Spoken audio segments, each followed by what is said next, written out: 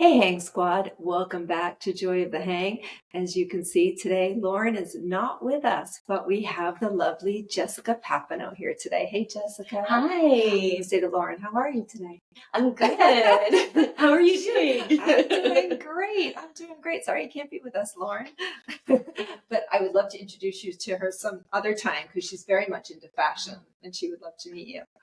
So I'm going to say a little bit about Jessica. Today's guest, Jessica, is here to remind us that style isn't about trends, it's about power. Jessica Papineau is the founder of CSJ Styling, where she helps women clean out their chaos, reclaim their confidence, and fall back in love with their closets. Whether you're stuck in a rut, hiding behind oversized everything, or still holding onto those someday jeans, Jessica has seen it all, and she's here to help us let it go with grace, humor, and maybe a little tough love. We talk closet makeovers, fashion therapy, and why what you wear is never just about clothes. Let's get into it with the woman who's changing lives, one outfit at a time. And Jessica is so much more than just clothing. We were just talking a little while ago. She's really into empowering women and making big changes in our lives. So, Jessica, first of all, tell me a little bit about what brought you to CSG Styling. What does CSG stand for? CSJ, I keep saying that wrong. Apologies. CSJ. It stands for Customized Styling by Jessica. Oh, there you go. That makes sense. Yes. So this company started on an idea, on a vision that I had for something that I knew that women really needed and that wasn't being offered in the way that I knew was possible. And after many years of being in, the fashion world, not only, working in boutiques, high-end boutiques and styling women that came into the store and helping them really do the intentional shopping and watching these really beautiful transformations happen right before my eyes. Not only was I doing that, on the side, I had this little side hustle going because women that were working with me were having feeling so good that I'm really all about building relationships. They would want me to come to their homes. And this was, locally, even here in Sarasota. So I'd go to work all day in a boutique. And then I would go and meet, these women and really help them curate their wardrobes in such a way that everything in their wardrobe had a purpose. Everything fit them. Yeah. Everything made them feel amazing. There wasn't one thing in there that really wasn't feeling good. And so I did a lot of teaching around how to release what's no longer serving them, and then also set them up for success with their packing. Packing is actually one of the biggest things.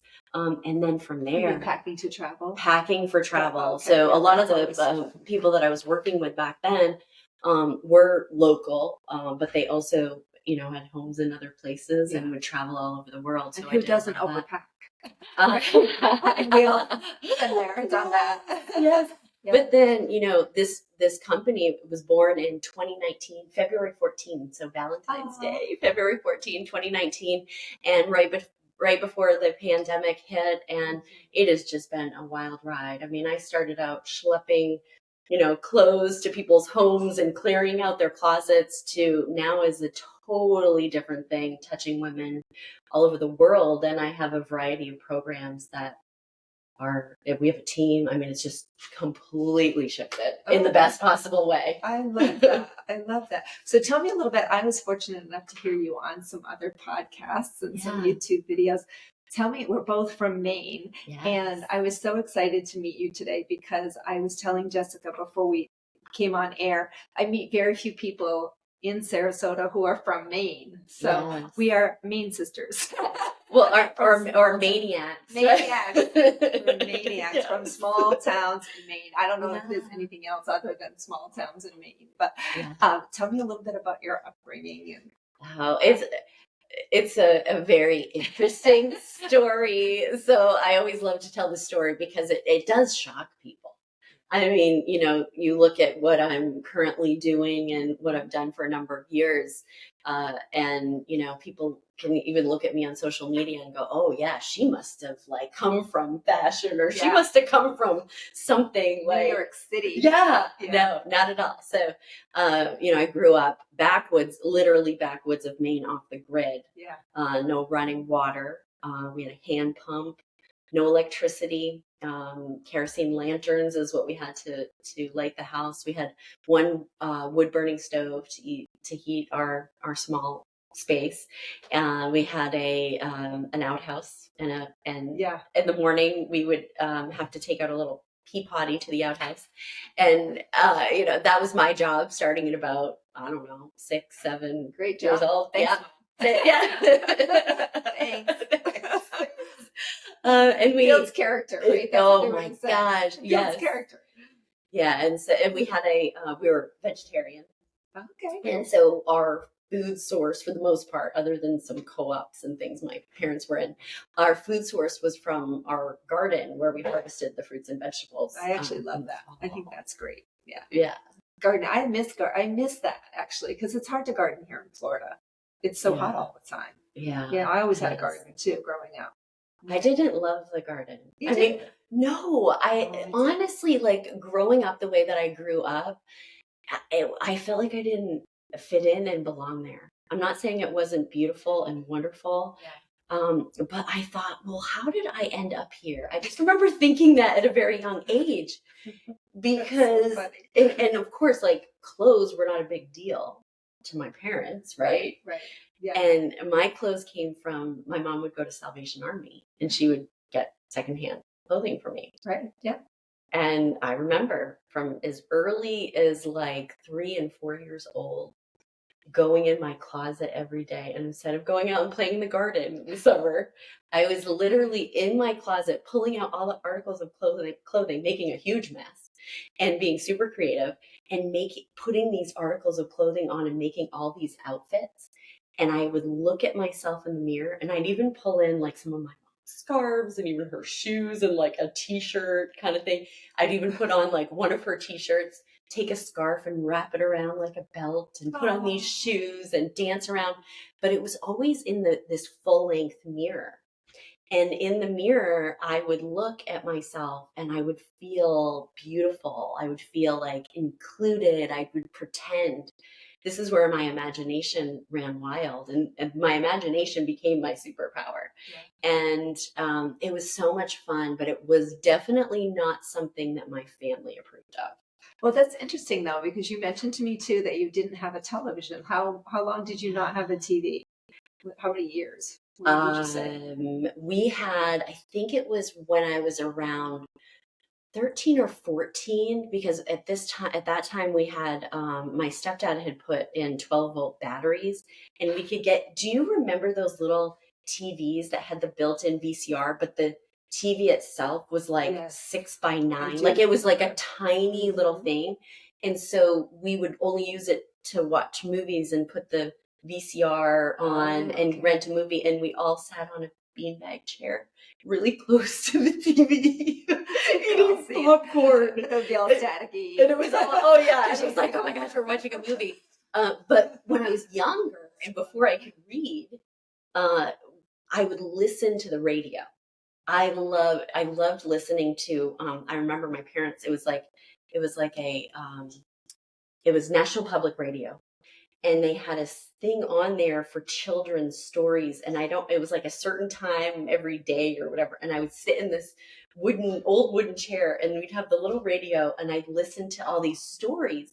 But what was really cool was that, and this is where my imagination, I built that muscle even more. I would close my eyes and I would see pictures in front of me. It was like I was listening to the story and seeing the story unfold in front of me. It was so fun. And that's what I was getting at. I mean, now we're so plugged in, right? We're so electronically dependent that, when you don't have that, you really can kind of flex that imagination muscle, right? Yeah. I love that. So that's very cool. Did you have a favorite outfit when you were playing? Gosh, there were so many. But what's coming to me now, because I am obsessed with belts. I have anyone that that has worked with me You will or bounce knows up. me or looks on my social media and all my tips and tricks, I remember the jelly belt. That was my favorite thing, was my, because you know we had the jelly shoes in the 80s. Yes. Okay, but they made belts too. And so I had my jelly belt. And it was, for me, it was the accessories that I love the most. So I could take any simple outfit, like I was telling you, the t-shirt, my mom's t-shirt, and put a scarf around it, or, wear, long necklaces and put on the high heels. So to me, it was always the little detail things that made my outfits so much fun. So I love that, because that is actually the one area I think I struggle, accessorizing. So I'm going to have to talk to you about that. I happen to love shoes. That's my thing. So I'm always in heels. My girlfriends used to joke back in Maine, like I would shovel snow in my heels. And so, yeah. I love that. Yeah. Okay. So we probably were quite similar then, because, when we were younger, because, Maine is so casual. Yes. And it's so kind of like schleppy casual. Like, I mean, it can border on, like, you really shouldn't be wearing that. So the uniform for Maine, think flannel, think LLB boots, think jeans, maybe ripped, maybe stained. Yes. Maybe, and Wranglers. They weren't like high-end $200 jeans. No, definitely not. And I do remember, like, my parents saying, like, we're going out somewhere. This isn't a fashion show. We live in Maine. Like, but I want to wear the cute heels to the party. Do you remember the corduroys too? The age of the corduroy? Were you? Yeah. You're 10 years younger than me, but yeah. Yeah, I do. Corduroys, and I know. I was always overdressed. Always. Me too, and I didn't care. I didn't either. Unapologetically. So in Sarasota, I'm not overdressed anymore. Yeah. Right? It's a little bit of different culture. Definitely. But even when I go back to Maine now, like I was in Boston last week, and I'm thinking, okay, wait, I'm going to New England. I cannot be bringing Lily Pulitzer. I will stick out like a sore thumb. Right? Yeah. It's so true. It's totally different. So that's exciting though. So you went from, how did you get from that to starting a fashion business? I mean, you told me, I think you said you eventually ended up in Canada. Yeah, in Winnipeg, Manitoba. And I remember I heard a story where you had your first job at a mall. Yes. At a plus size store. Yes. And she's teeny tiny. Yes, and it was I had worked in Maine. But there's no like fashion right in Maine. So my JC Penney or Sears.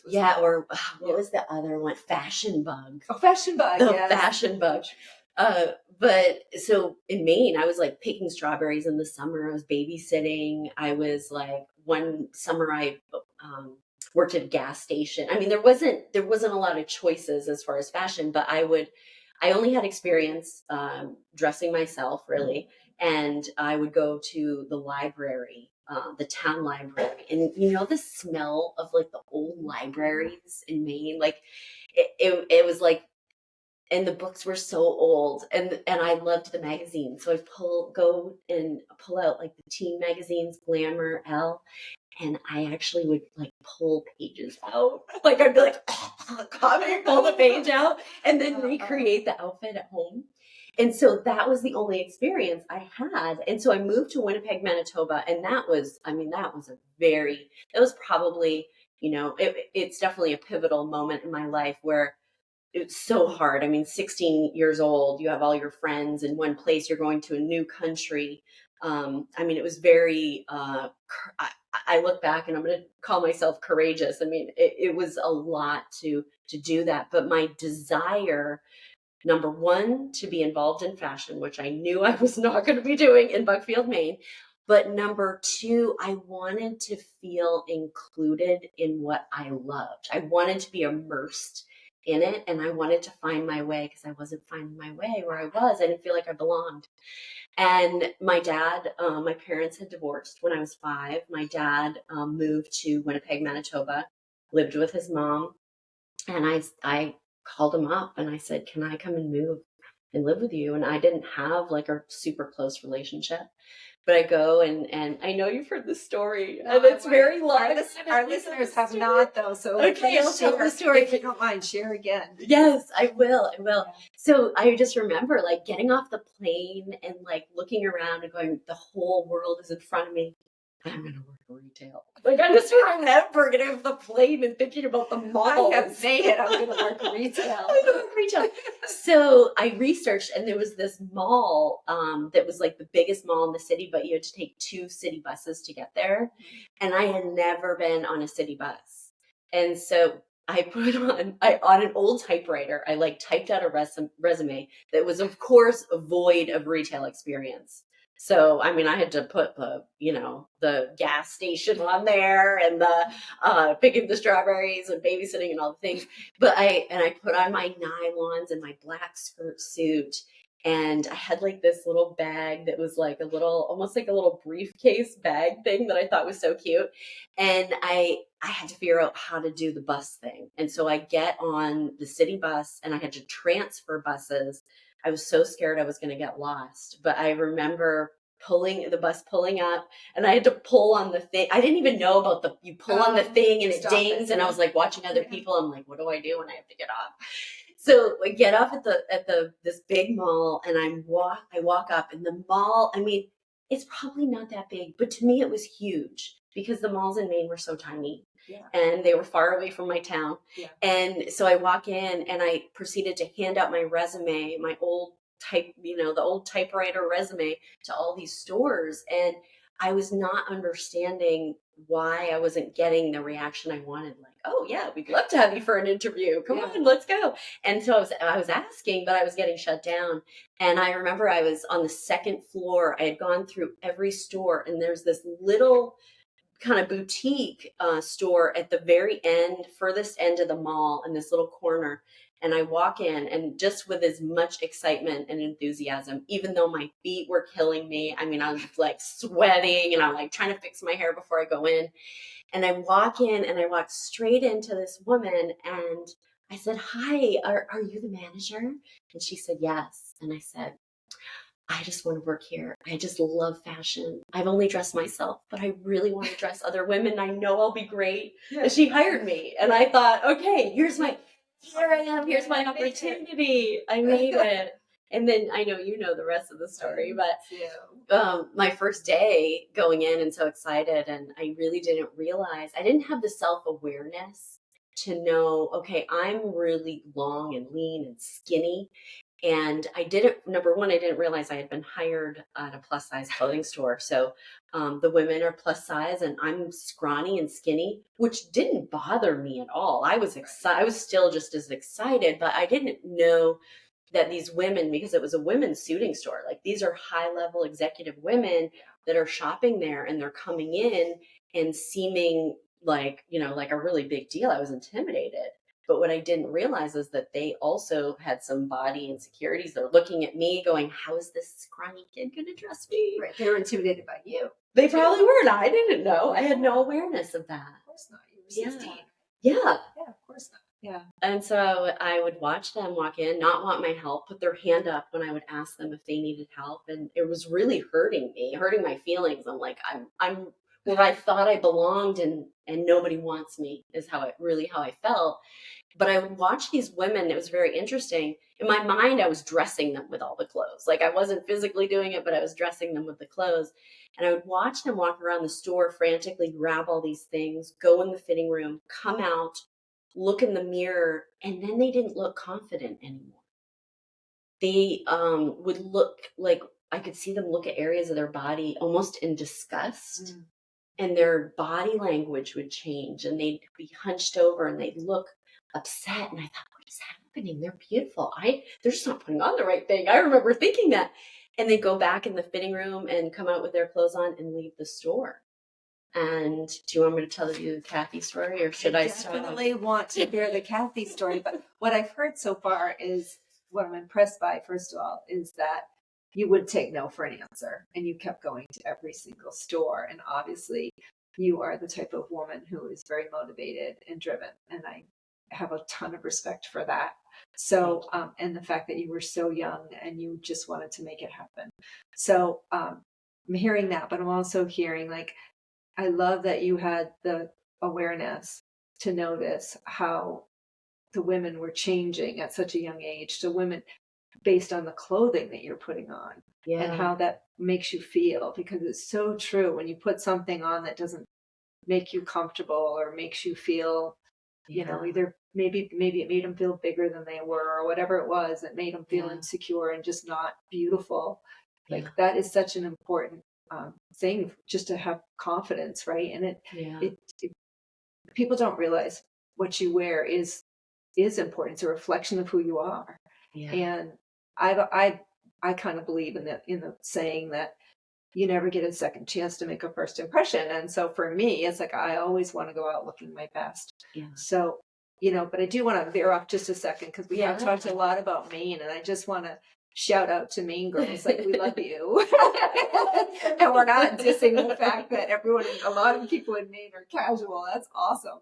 Yeah. We just like to dress up a little bit and have some fun with our clothes. But anyway, I do want to hear the Kathy story. So tell me, you had a customer walk in. I know you said you had a customer walk in this one day that kind of changed everything for you. Yeah. So tell me how that happened. And that day, I remember, getting to work that day and thinking to myself, I'm not giving up on this. And so what I've been doing, or how I've been approaching this, hasn't been working. I'm going to have to figure out another way to get the yes, so that I can do what I really want to do, which is dress these women. So this woman walks in, and much like every other woman, when I asked her if she wanted help, she put her hand up and did the same thing. Nope. No, thank you. I'm good. I'm good. I got this. Yeah, exactly. And she did the same thing as I had seen before. She grabbed all the clothes, came out of the fitting room, looked in the mirror, and I could see her doing the same thing. And it was almost like she wasn't even seeing her whole body. It was like she was focusing on these certain areas, and left everything in the fitting room, and she goes to walk out. And I said, "Excuse me." And she turns around, and I said, "I'm Jessica. What's your name?" And she said, "Kathy." And I said, I noticed that you came in. This is the furthest store in the mall. Like, this is the furthest mall in the city. And you came all the way here. You must have had a purpose. And I know you said you didn't want my help, but clearly it didn't work out for you. At this point, what do you have to lose? Like, why don't you give me a try? And she said, "Well, I mean, I guess. All right. I guess I'll come back in." And that was brave. Like, were you nervous making that? Oh, like, I'm sure my face was beat. When you like say, "Excuse me," like you take the action before you think about it. I remember my face went red when I heard myself say the words. Like, oh my gosh, I just did that. I'm in it now. Yeah. What if she said, "Get lost"? Yeah. But good. So she was open. So she was open, and she came back into the store, and I asked her what she was needing, and she had a big conference coming up, and she really wanted an outfit to make her feel really powerful, and she was going to be presenting. And so I went around, and I didn't overwhelm her. I didn't grab a lot of things. I just knew, and we'll go back to me really understanding this accessory thing. And now I call it cake and icing. Back then, I don't think I had a name for it, but I picked out a bunch of basic things that I knew the fit and the fabric was really good. And I put them in the fitting room. And so I told her to put on the pants first. It was like a trouser pant, and then like a little matching shell thing that would go with it. She still remembers it. Oh, I remember it. No, I really believe that pivotal moments or things that happen in our life, transformations can happen in these moments, and they stay with us. And so she comes out of the fitting room in the fitted navy pants and the fitted shell, and she went to peek at herself, and she goes, "Oh, I don't know." And I said, "Wait, just wait. Don't even look yet, Kathy. Just give me a moment. We're going to do the whole thing." I said, "First, we're going to tuck in the shell." And she goes, "Oh my gosh." And we're going to put a belt on. And so I put a belt on her. I put some shoes on her.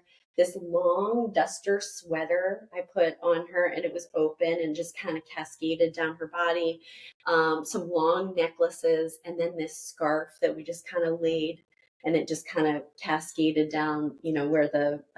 So was it all solid? Did you do a monochrome look, or? I did. Well, I love doing a monochromatic look with the cake. So the cake is like Okay. the top and with the bottom. Okay. So that was all navy. And then it was like a little, the knit, God, I can't remember the exact color. Okay. It was kind of woven. So it had a little navy and a little bit of white, kind of heathered. Okay. And then when I remember things like that. I remember outfits.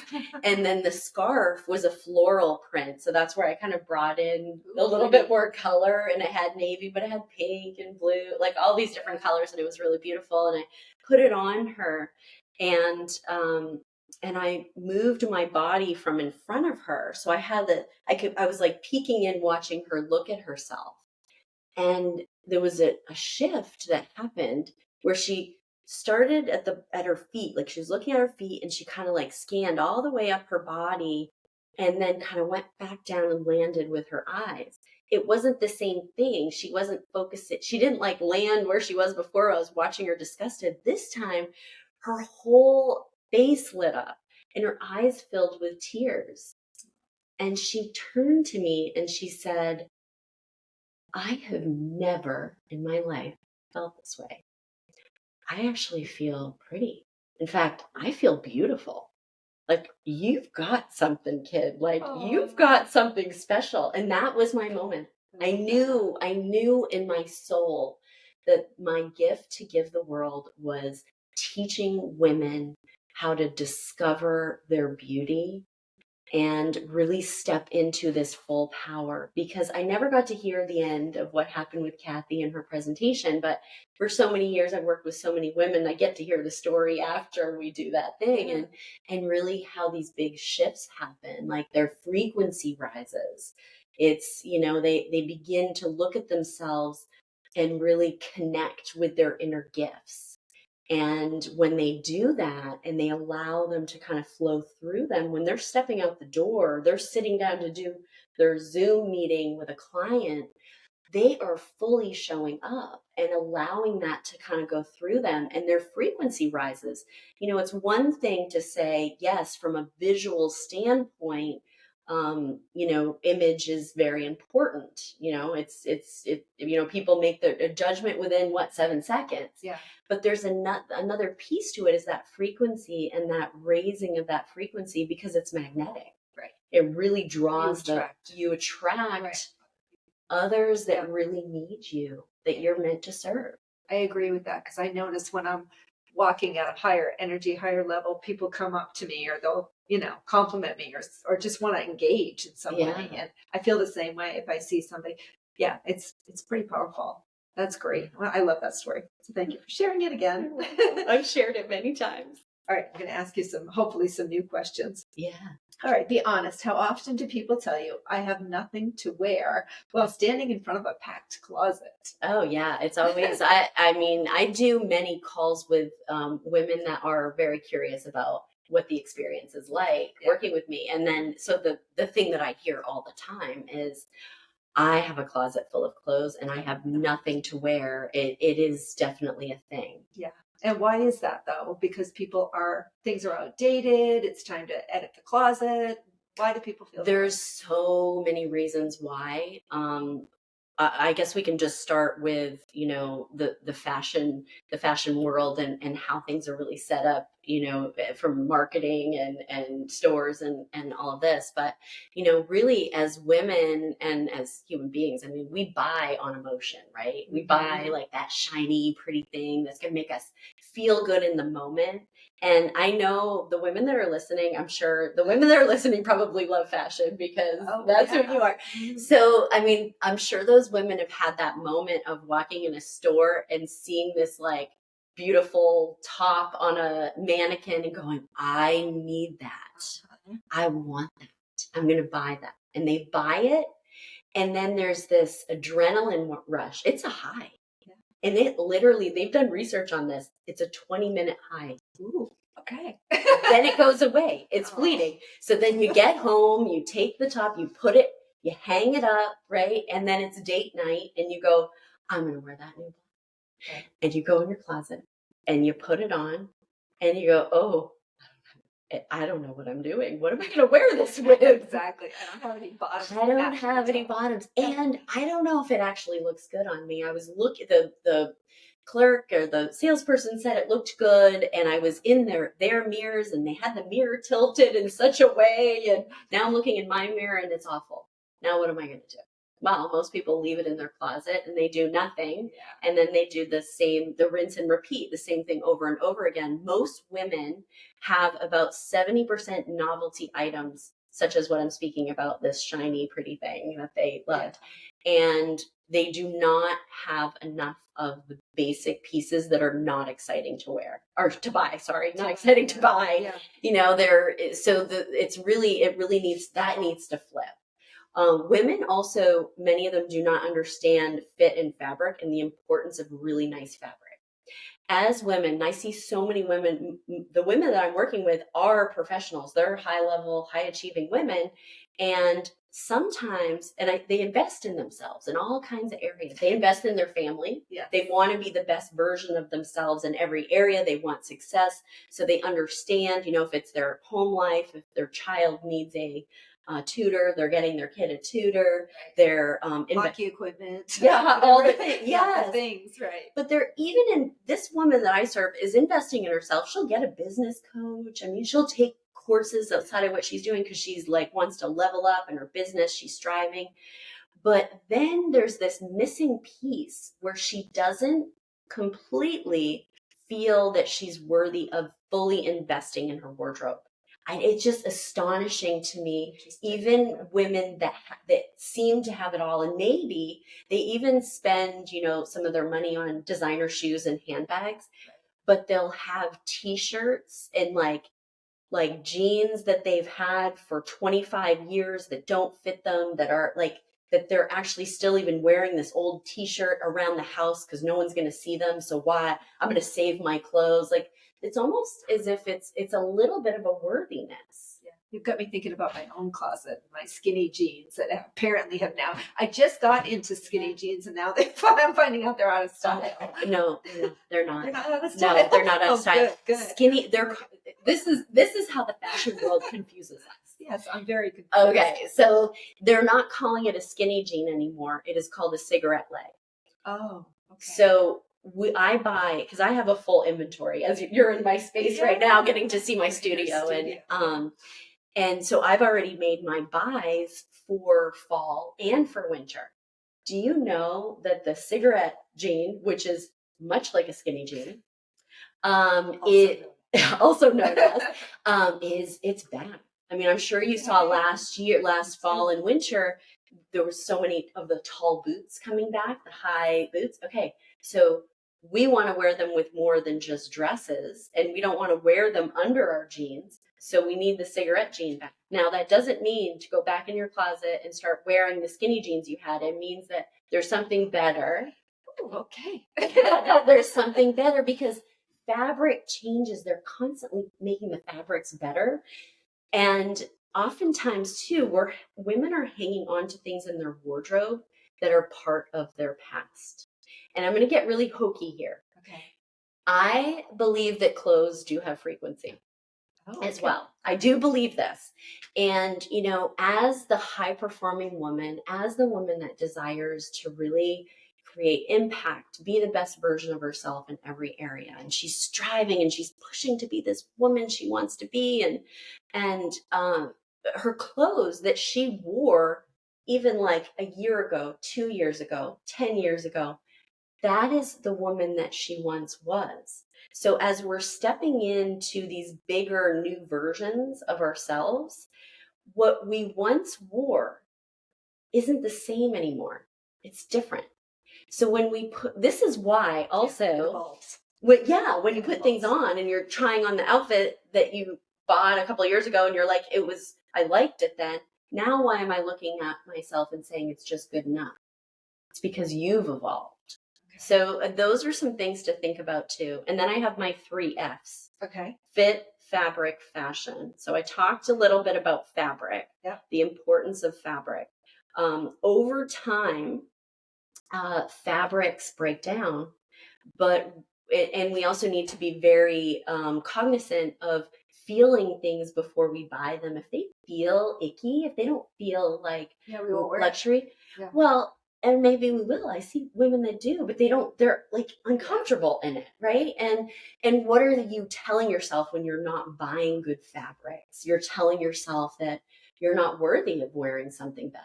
And as, because again, I'm working with this high performing woman. She's been doing big things. She deserves to feel luxurious. Even if she's sitting watching TV, let's put on some athleisure that feels buttery soft. Why not? We deserve that.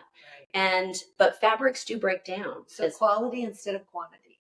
Yes, but I say this all the time, but what's really interesting about it is, yes, that's true, but it's almost like this, you still have to because the women that I work with are continuously getting new things from me.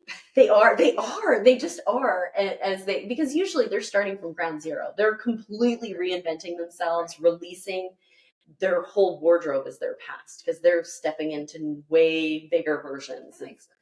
But then they're continuing to buy the little things here and there every season to reinvent what we've done before. And then there's a shedding, there's a releasing of the things from the years prior, and it's just kind of, and then it can be donated, it can be consigned, and it feels so good. And I know so many women that do give to organizations, like locally here in town, we've got treasure chest. Yeah, but we also have treasures. Oh, treasures. Okay. Yeah.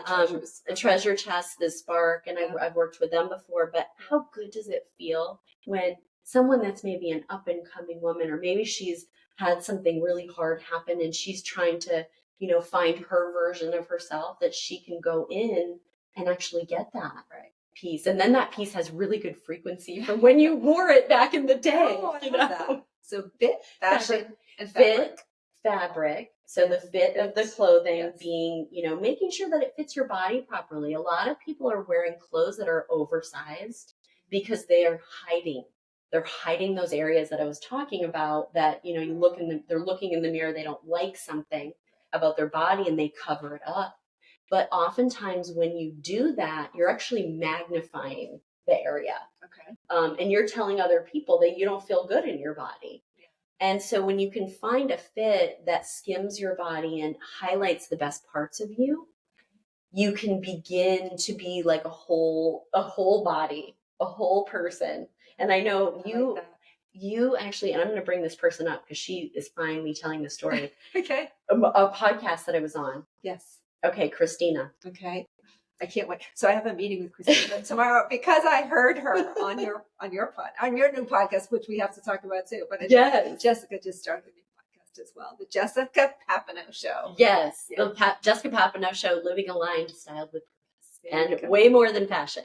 I know you stop me if I'm telling too many stories. No, I'm the biggest storyteller ever. Christina, when I started to work with her, and she is powerful. So I just can't wait for you to meet her. She's been transformational for me in my life, and I've been transformational for her in hers. And literally when I met her, she was wearing the oversized tops. She is beautiful. She is stunning with this long dark hair, and she knows she shows up and she's pretty, and with this beautiful hair and these beautiful eyes. And she was wearing these oversized tops and slimmer jeans, or she would wear shorter things because she liked her legs. Yeah. And she was good with the upper part of her body, but was hiding her midsection. And when we first started working together, and I do style boxes, I shipped her a style box, and her very first box that she opened, because I curate it for my clients. So I've gotten to see, what are they wearing on a regular basis? What slight adjustments do we need to make? And me knowing that she was doing this covering up thing, I wanted to stretch her a little bit. I wanted to put her outside her comfort zone a bit so that she could see how fit and fabric can make all the difference. Well, it went awry. It did not. It did not in the beginning. So she puts on these fitted jeans, high rise, and I told her to tuck in her top that I had given her. Yeah. Tucks in the top, puts on the belt, because I told her she had to put on a belt. And she literally sends me a picture of herself sitting down and like from the view of, look at my stomach. She said, I can't do this. Oh. And she sent me a voice memo. Oh. And because Christina is very like in tune with herself and she'll be vulnerable and she's okay with that. Yeah. And so I thought, oh my gosh, what am I going to, like, I've seen these things happen before, but nobody's ever to that extent. Yeah. So I send her a voice memo back and I said, Christina, what I'd like you to do is, I know you already have the outfit on. I know you already did. She does podcasts. Yeah. She had already done her podcast, first one for the day. And I said, I don't want you to change today. I want you to sit and I want you to wear this outfit for the entire day. And then I want you to reassess in 24 hours and let me know how you feel. And she just liked it. And I thought, oh gosh, oh no, what's going to happen here? I literally, the next day, I'm sitting at my desk, haven't heard from her yet, and my phone dings, and I pick it up, and I had been tagged in a story. And I open up the story, and it's Christina, and she's wearing her next outfit with another pair of like fitted high-rise pants, another shirt that I had put in her box with it tucked in, the belt, and she had this like sexy swagger thing going on, hand on the hip, took a selfie picture and said, I feel fabulous. Thank you at the Jessica Papineau. And I was like, oh my gosh, what is going on? You.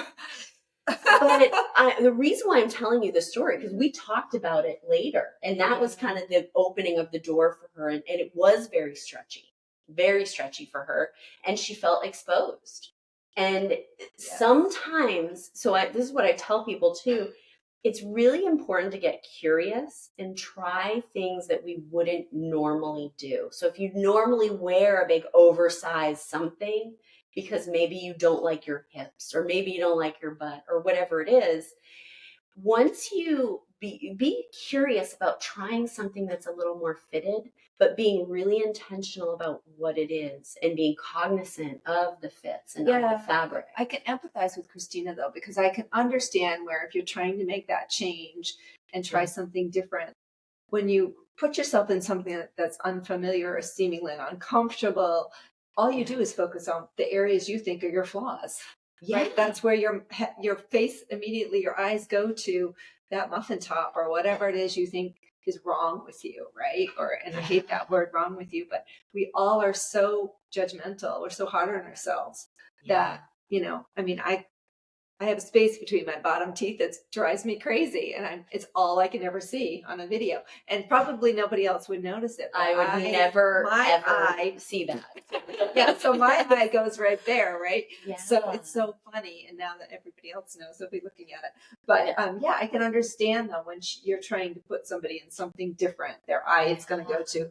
That's the problem. That's the spot I hate, right? So so this is what she told me. You're emphasizing it. Yeah. So when I called her out, and I called her and I said, what is going on? Yesterday was a totally different story. And she said, you know what? I felt so exposed. Yes. And I had to look at myself, and I hadn't looked at myself in such a long time. Wow. And she said, but she's done so much work. I mean, she's super successful. And she said, but I got up and I put on the next thing. And when I looked in the mirror, it did feel different. Like I still feel exposed, but I started to see that I wasn't just sexy legs and a pretty face and great hair. Like I am like this. I am a beautiful woman. And, it's really taking these, because sometimes you're talking about like being uncomfortable and, as high performing women and women that want to do big things, when we elevate ourselves and we do new things, it's going to feel stretchy. It's going to feel hard. We're going to feel exposed.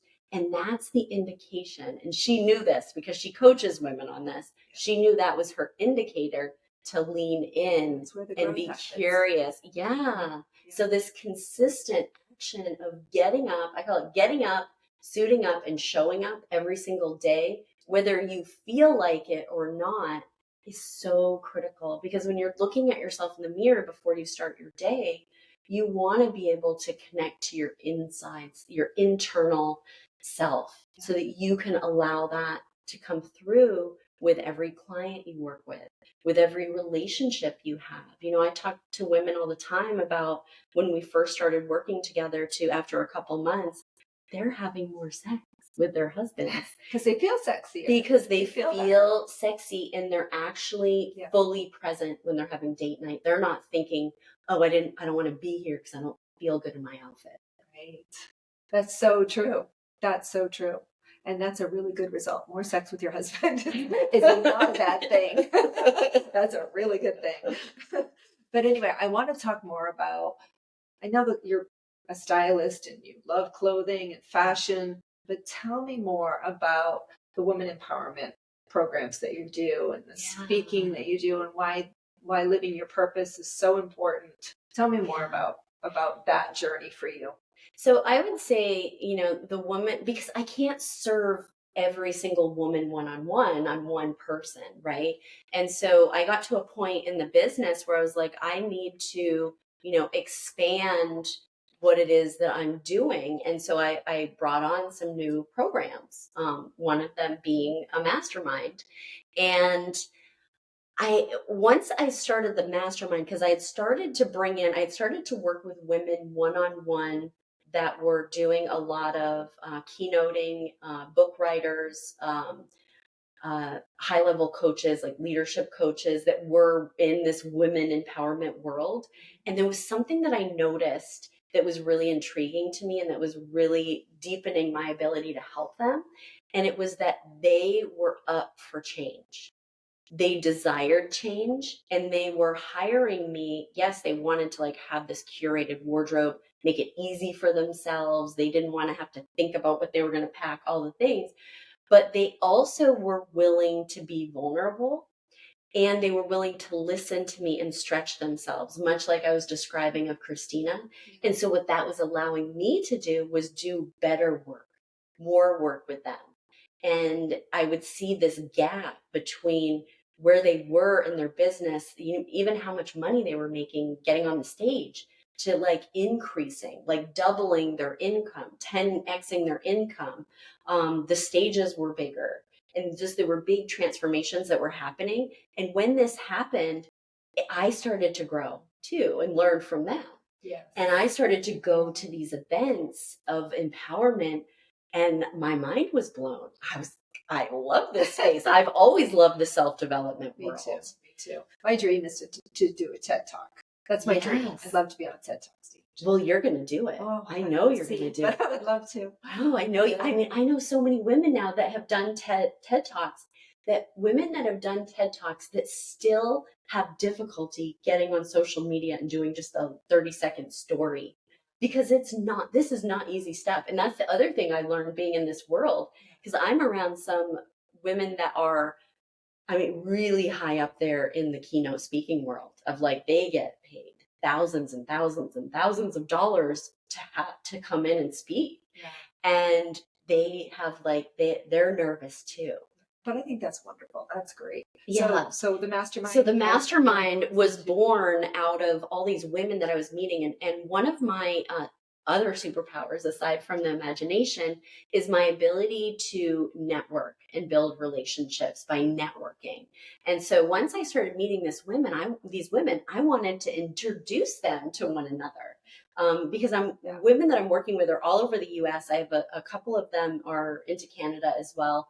And these women they wanted to do, podcast trades and get on bigger stages. And I knew women that were doing these things, but coming at it maybe from a different point, or had a different network that they could introduce them to. And it really is all about visibility. So I was thinking, working with a woman for 3 months. And then after 3 months, she's like, I've leveled up. Now I need to meet my avatar, because my avatar client, who I'm going to serve. And so other women could introduce them. So I've created this really beautiful container, safe space with these high-level women that desire to up-level their businesses. So it's more than fashion. So in that space, we have tons of fashion resources in there. I have a digital course on how to edit and release the pieces that are no longer serving you. I do live demonstrations on, when seasons change and how to reimagine your wardrobe. But then we also bring in guest expert speakers that speak on a variety of topics, teach us their frameworks for success in different areas. So do you do this via Zoom or Yeah, no? Okay. yeah, we do it via Zoom. Right now we have an app that all of this is housed in, because some people come for the live webinar, and they're there in person, which is wonderful. Our women are very engaged. We do like the live Q&A at the end of, having the guest experts. And then are women that maybe had meetings during that time or whatever, they can go back and watch it the next day in the recording in the app that we have. Yeah. But then also in this space, I've made some shifts, because I always ask, like, what do you women need right now? And so what they're saying is they want more visibility. They're really wanting to be on these bigger stages. Yeah. They're needing to get more clients and that sort of thing. So we're doing a lot of focus on our networking events, where I moderate them. Women go around the room and kind of talk about, something, number one, they feel they can pour into the group, something that they're working on or learning, but then they talk about a need they have. And we rally around her to give her ideas, but then also create strategic partnerships within the community, such as, like I was saying, podcast trades. The women in the community right now have booked on each other's Instagrams to do Instagram lives to get more visibility from the other audiences. That's great. And so my mastermind is called Align to Rise.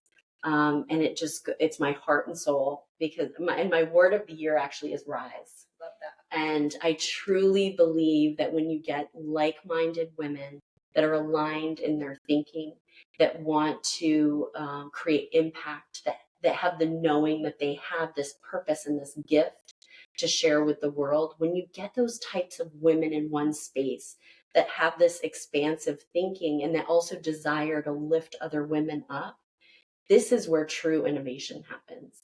This is where, movement, I believe it's a movement, this is where movements happen. This is where real positive growth and change in this world can happen. And so that's really what this space is all about. Are you interested in new members that you're trying to Yes. build? Okay. How many members do you have now? What would you say? I think we have around 30. Okay. Something like that. Great. Now, what was interesting about building the mastermind, I had sometimes what you think you're going to do and what actually happens is different. Yeah. And, I think one of the reasons why we've been so successful in building this business is that I'm listening to what she wants and what she needs. And so initially I thought it was going to be more on the fashion side and doing lots of demonstrations on, all the fashion stuff. But she wants more than that. She wants these deep connections. And so that's really what we're providing more of now. And so initially when we went to launch, we had this whole launch plan. Yeah. And it was on the website. You could go on my website and click and buy into the mastermind and do the whole thing. I said, never mind. I'm just kidding. Take it down. And I mean, we had invested in this. And I had this knowing, and this is why as women, we have to trust our intuition and our gut on things. I had this knowing that it wasn't right, that I really needed to build a foundation and a safe container where these women could feel vulnerable in that space and know that they would be held in that space in a very sacred way. And I couldn't do that if I just put it out there for everybody, because not everyone is the right fit for that space. Right. We definitely have women that are at different stages in their development of what they're building. Right. Some are in the beginning, some have done the thing, they're doing the thing again. But the consistent, across the board, each of these women, they all want to grow and learn. They all want to support each other, and they may have some, we all have insecurities and things. They definitely have all that, but they're willing to share them, and they're willing to share that vulnerability, but they're also celebrating one another. Yeah, which I love. It's so nice to be in an environment where women are lifting each other up instead of putting each other down. Yeah. So that's something we talk about a lot on our podcast, is it's such a shame when women can't support one another. It's so much more powerful when we're all building each other up and not talking about each other behind each other's backs, and just being really, really positive. Because it's so much more powerful and wonderful. So if people want to get involved, how would they contact you to get involved? Well, you can go to my website, CSJ Styling. Yes, csjstyling.com. I have a power presence quiz. This is where I think, whether if anyone that's listening is like, I'm really curious about the mastermind, and I also want to know about the fashion and what is, I want to know all the things, because there's actually a lot of branding. There's also a lot of personal branding that I'm doing. So I know we haven't touched on that. It's a whole, we're stepping in to a kind of a new programs with that. But if you're curious, if you go on and take this power presence quiz, which we have been really, it took us a long time to create it. And it's really a quiz to kind of figure out, where are you in your presence? Like, do you desire more visibility? Are you not fully showing up? Like, it really gives you pause to think about where you're at in that process. And then once you take this quiz, you can kind of see where those needs are. And I also offer a free styling call. So, and I can share that link with you if you like, but anyone that has interest and would like to know more about the programs and what it is that we're doing, because we also do have the one-on-one, which is really mind-blowing. I have 21 women there right now. Oh, and we have an additional app for them that we create their outfits. They have a virtual closet. So this is how I'm able to work with people virtually. Wow. And I can actually create outfits out of the pieces, not only that they buy from me, but if they have some things in their wardrobe too, we can use those. Oh my God, this is so cool. Oh yeah, it goes beyond that. I love this. Now you also have an affiliate program. Tell me about that, right? I do. This is something new. So for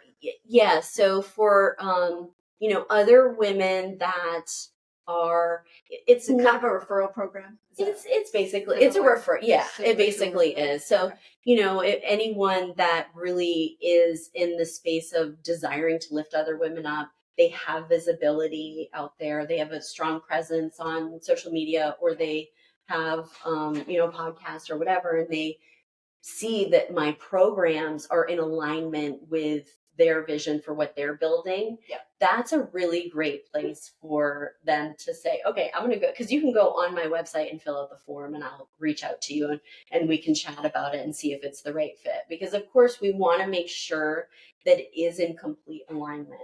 I do everything in that way. I've learned how to trust myself and trust my intuition through Christina. Actually really has guided me through that process. But not everyone is the right fit for that part, because it's not like an influencer type of program. It's more for the woman that's, desiring to lift other women up. That makes kind sense. Of thing. That makes sense. Yeah. So back to fashion, I have a question. Yes. So Lauren and I both like to dress a little bit crazy sometimes. Yes. And I wouldn't call either of us conservative. We like to have fun with fashion. As a matter of fact, that's kind of our tagline. I love it. So how would you handle, like she, for example, loves to wear her trucker hats. Yeah. And big sunglasses. Yeah. She's really funky and fun. And she'll often wear the onesies, you know what I'm talking about, like the fitted jumpsuits. Oh, I love jumpsuits. She's got a beautiful body, so she could definitely pull that off. Yeah. I can be I like bright colors, obviously. I like to have some fun, but I can be a little more understated, I would say, than Lauren. So how do you handle it? Do you just go in by individual? And I am like, I never wear jeans. Jeans are not, I have them, but I hardly ever wear them. I go based on, talking about intuition, I go based on my intuition when it comes to this. So the process that I use when I begin working with a client is I'm first really discovering really like who she is. Like I need to like know her on that deep level of what she's building or what she's stepping into. But then I ask her to send me photos of the clothes that she's currently wearing. And typically, and I don't know if this is you may wear all your clothes, but most women only wear about 15% of what they own. Yeah. And they do a rotation. And then I also hear a lot of women say that and I don't think this is you, but a lot of women, I hear them say, I'm wearing what I feel is just good enough because I don't really know what I'm doing or how to put it together. Yeah. But once I can see what it is she's wearing on a regular basis, so maybe it's a rotation of maybe it's 6 outfits I get to see, I really can discover, I'll know that she doesn't wear jeans. I'll know if she's okay being a little wild with her fashion. I'll get that. So I don't ever want to change anyone's style. It's a matter of discovering and kind of going deeper into it almost, and a refinement. Okay. Because there's a lot of things that women don't know, Yeah. And I hear people say, well, I don't wear jeans and I'll never wear jeans. Well, I see that as an opportunity because I like to be curious about what type of denim could work for you that you may love, but you haven't tried it yet. Right. I like jeans. It's just in Florida, I find them too hot. And I don't like anything that's too tight. So anyway, and I don't like anything on my neck. That drives me crazy too. But yeah, it would be interesting to see what you would come up with Lauren and I. That sounds like fun. How do you feel about designer names? How do you feel about the Chanel's and this is another thing, being from Maine, when we came down here and everyone's carrying a Louis Vuitton bag, I was like, what is that? Coach, and I just, what the ones they had at the Freeport outlets. But I used to go there once a year with my grandmother. By LLB, and they had all the outlets there. But yes, I had I was like, Louis who? Who is that? But anyway, I've become more familiar with designer brands. So what is it worth spending the money on? I think that it depends on, we can talk designer brands and then we can talk, fit and fabric. So they're designer brands and I'll just use denim as an example.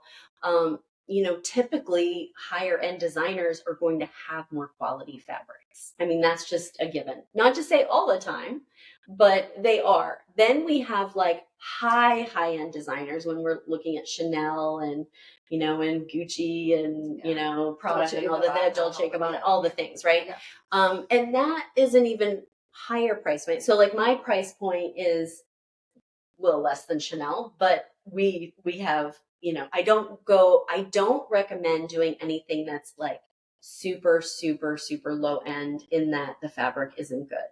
And that's where we can get into quality over quantity. If someone is just starting out in their business and they only can do a certain amount, then it's really important to still get some type of a designer that has great fit and fabric. I truly believe that. I don't care if you just buy one pair of designer jeans and invest in a nice t-shirt that feels good on your body. But when we start talking about Chanel and these higher end brands that are just luxury, what I say to that is you certainly do not have to. You don't have to invest in that. It has to do with how you feel about it. I have certain women that I work with that, I have handbags too, not Chanel, but they will get a few of my little handbags here and there, but then they also love the luxury of a Chanel bag or of a YSL handbag. And to them, it's a way of rewarding themselves and it's the way it makes them feel. It's really not about what other people think. I know some people do buy things like that because they want people to look at the status, but that's not the women that I'm working with. That's not what they're saying. And that's not what I'm seeing. I'm seeing them take the time they had a big presentation and they were super successful at it, or they had an amazing year in business and they took a piece of what they got and they went and got themselves. Yeah, it's a reward. It's a reward for the hard work. Yes, and it makes them feel good. So I say if it makes you feel good, then go that high end and wear that really high end designer. But it does have to do with fit and fabric as well. But with a handbag, like you said, I mean, that's something that's timeless and you'll have it forever. Exactly. The fit and fabric it's not part of the equation with that. It's not. And same with shoes for the most part too. I mean, our shoe size pretty much stays the same. Well, but fit is important. Fit is definitely important. But I mean, our shoe size may change a little bit as we get older, our feet grow a bit. But yeah, I mean, the designer bags, and I love the word reimagine. We talked about imagine. I love the word reimagine because perhaps you wore your Chanel bag in the 80s and you wore it in a certain way with a certain suit, And now, okay, so now you're in Florida, and let's take that like Chanel look, but then let's juxtapose it with this like Florida fun, flirty fashion. Like I just love that. I love in handbags, in designer handbag, like you said, it's not going to go out of style. Right. You're going to have it for years, but you can reimagine it and restyle it in different ways. Exactly. How do you feel about thrifting? It's funny that you asked that. It is. It's a thing amongst the younger ones right now. So I have two sons. Yeah. My younger one is super into it, and he's like a fashion guy. I would say it's not super like my thing. Yeah.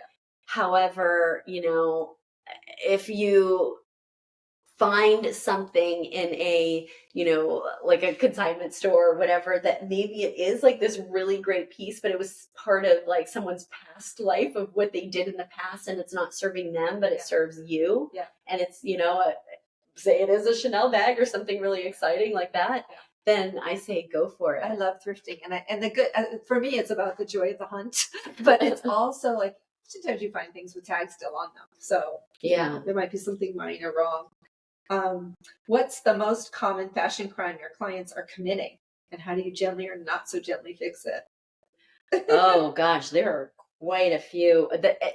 I get them to buy in and commit with me when they start that they're going to stop buying all the time and stop buying all the time and really take the time, because you can work with me one-on-one for either 3 months, 6 months, or 1 year. And when you commit to working with me, you're not going out and shopping other places. I'm getting whatever you need. Okay. And I have it at my disposal here in my studio. Yeah. But the reason why I say that is the mistake that can happen, and I've had women go rogue on me. And they tell me, Jessica, they're like, hey, they're like, I'm not posting pictures on social for you to see. Well, no, they're making mistakes. So they're doing that thing that I told you about, which is like making that impulsive purchase to fill that feeling, to get that high feeling. If they're like, if maybe they had a bad day or whatever, and then they take it home and they feel worse because then it doesn't work. So there's a strategy to purchasing clothing. And like I was mentioning, the 70% of your clothes really should be the cake or the basic core, and then bring in that 30%. So, and when I'm looking at someone's wardrobe and I'm seeing their virtual closet on their app that I have, and I'm looking to see if you want to buy something, what can we strategically add that's going to work back with everything that we're doing, that just makes sense, that's not just to buy it just to buy it. Right. And so when you talk about basics, I'm imagining you mean maybe a nice pair of black pants. I'm imagining maybe a nice white blouse. Yes. Down blouse. I'm imagining comfortable pair of black shoes. Yes. There's certain things that are, I mean, I could just kind of go, you started the list and we can kind of go more into that. And then, we can add shoes to that too, which is like your basic, pointed toe, black pump and nude pump. Everybody needs that in their wardrobe. And then, your heel that's like your strappy, kind of dressier heel that's black or nude, or we can bring metallics are big right now. Gold and silver. I know, gold and silver, like that really, gold and silver is like doing a nude. It's a neutral. Yeah. Goes with everything. Yeah. And then having that perfect black suit that can be mixed and matched with a variety of things. The blazer could then go back with a pair of jeans, and having that basic pair of denim that's a great high rise, I want to say straight cut, just classic medium wash that, you could wear during the day, you could wear at night. But when you're being strategic about bringing in these basic pieces, it has to make sense for your lifestyle and where your life is headed. So if you are, say, at this season of life, a stay-at-home mom, you're certainly not going to need to go and get yourself a suit. You're not, that's not the season of life you're in. You can do that, once you do go back to work, if you desire to do that. But perhaps you want to invest differently. You get nice athleisure wear. Yes. If you're a mom. Okay. Yes. And it really is, the other thing is the in-between. that in between. So I find women can either on their own could do the black suit and the blouse and the pointed toe pumps, or they could do the workout outfit, but then they don't know anything in between how to do it. Right. Yeah. I would agree with that. That's probably true. That's probably true. What is the one accessory besides a belt? Oh, You cannot say belt. Oh, okay, everything. That you think makes an outfit. Oh, geez, this is a little bit difficult for me, but I'm gonna say one thing for myself that I cannot go without. Like I cannot, even if it's like a small version of it, I have to wear earrings. Yeah, that's my thing too. Oh, I have to wear earrings. And I mean, sometimes I'm not even wearing big earrings, but I feel completely naked if I'm not. I think part of that has to do with my grandmother. Because she always had earrings. Yeah, like she said, Jessica, you can't answer the door if you don't have your face on and you didn't put your earrings in. Like, okay. So I have this thought about that, and your earrings, like to me, that's like your last little finishing touch, like of what that icing is on the cake, and it's near your face. Right. Exactly. And now it highlights. Yeah, I think earrings, and I am of the philosophy that less is more with my accessories. I have friends though that believe more is more. That's okay too, because it works for them. Yeah. Right. But for me, I don't wear a ton of accessories. I usually just have my wedding ring on and that's about it. And earrings. So, but I did put on a necklace today because I was coming to see you. You wanted to impress me. Well, you've impressed me. Yeah, I wouldn't wear a necklace probably. I am so quick to go. Let's just get out. But anyway, we end every episode, and I hate to end this one because we're having so much fun, and I really enjoy getting to know you. And I think you have a lot to share with our listeners.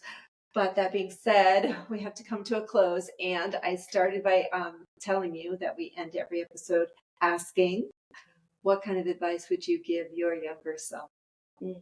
Oh my gosh, this is such a... we're bringing young Jessica. Yeah, this is such a beautiful question. And I think this also goes along with my why of why I do what I do. But I would tell her to just, it's okay to be who you are and to always be who you are. And you're not too loud.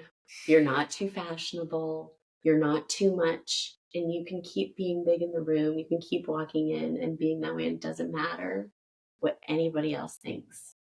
Because if you keep going and you don't look behind you and you settle into that in a way that you actually feel good being just exactly who you are without worrying about anybody else but yourself. If you keep going and you keep doing it, you're going to make really big changes in this world. And because I grew up, I had a knowing. I knew that I was going to do something really big.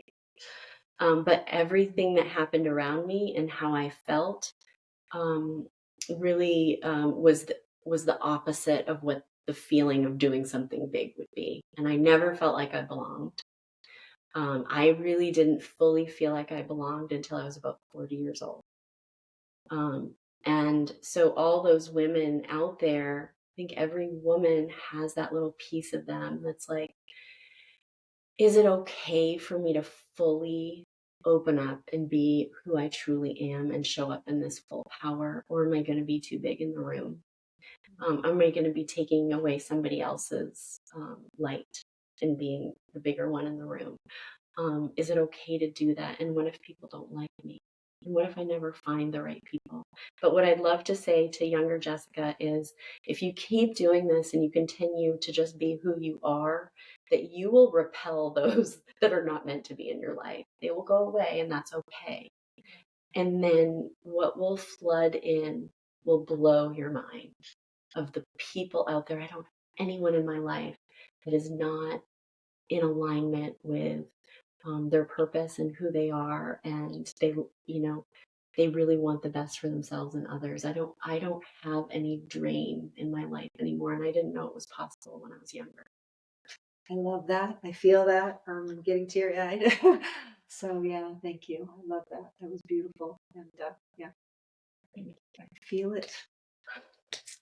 Thank you. You, Yeah. Sharon, asked the best questions. Oh. And I know we just met, but thank you so much. Sharon came all the way to see me, like from Bird Key to, we're just a little bit east of 75 off Clark Road. And I just appreciate you so much for reaching out and coming here. Thank you. I know you're a very busy woman, so I appreciate you making the time for this. And I appreciate being able to see all these beautiful clothes in this great studio that you've created. So thank you. Thank you. It was my honor. All right. We say peace out, Girl Scout.